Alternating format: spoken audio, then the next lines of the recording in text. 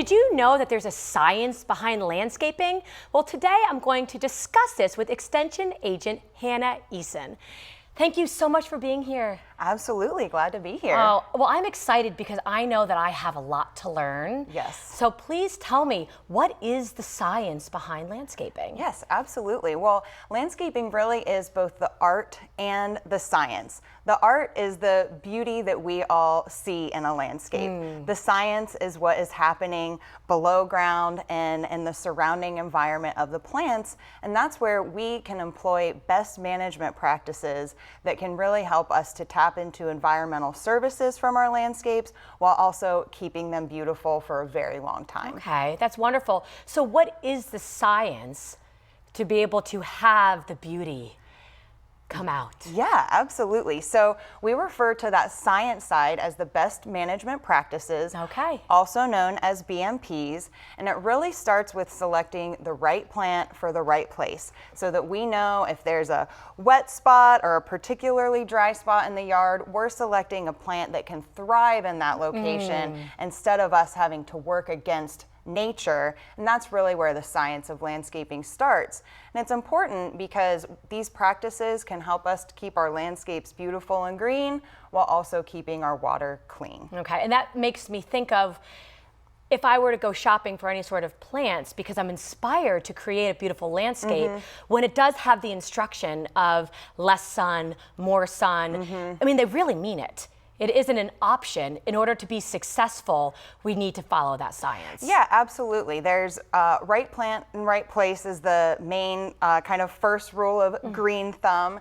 And then beyond that, you know, a big one is how we manage our turf grass. For some folks, if practically perfect turf grass is important to you or to your HOA, maybe you don't even really care about having a perfect lawn, but your homeowners association and your neighborhood do, then there is a science that starts with knowing what turf grass species you're working with.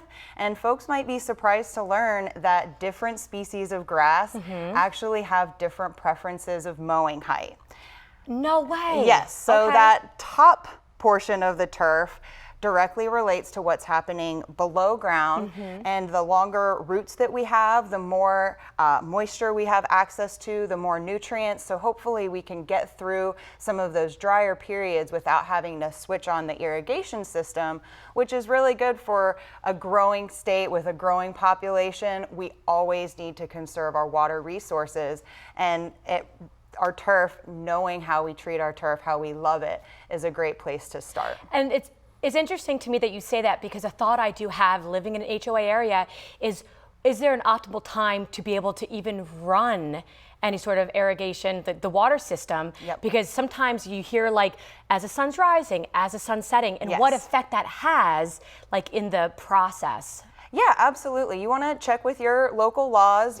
You want to be irrigating before things get hot and sunny in the day. Right. So typically that's earlier in the day or later in the evening. Okay. There are some benefits to earlier in the day because our plants are starting to wake up, so then they have all day to tap in, photosynthesize, use that water, be healthy. It can help to prevent certain fungal issues by watering at the right time, and certainly not overwatering. We want to make sure when it's raining outside, we're not also sprinkling. And that does happen sometimes. It happens, and those can lead to some further issues that are really easy to correct, like just by overwatering. Exactly. Yes, overwatering, because you do see a storm come through and then the sprinklers are running and you go, oh, this is kind of silly. Yep, and it can actually lead to fungal issues or needing to put more chemicals on your lawn. Right. If you just cut off that sprinkler system in that rainy season, we can prevent a lot of those issues long term and tap into more ecosystem benefits instead of letting our plants take from us. They can give. And is there a way for us to check the cleanliness of the water? I would think that would have a very profound effect. Yeah, we've got our local and state environmental departments, and they have amazing programs. We also have a Florida Lake Watch program that's regularly checking in and testing things to make sure that our water quality is to the certain minimum standard.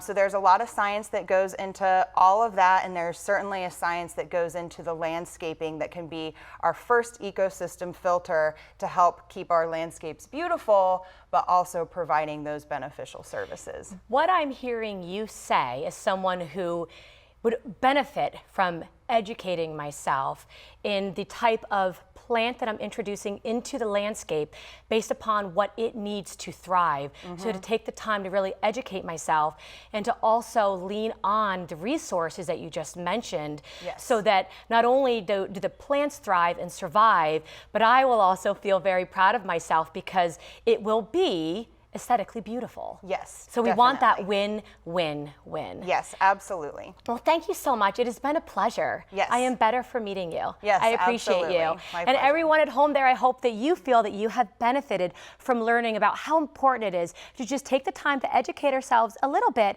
and to lean on those resources so that your landscape will thrive as well. I'll see you next time.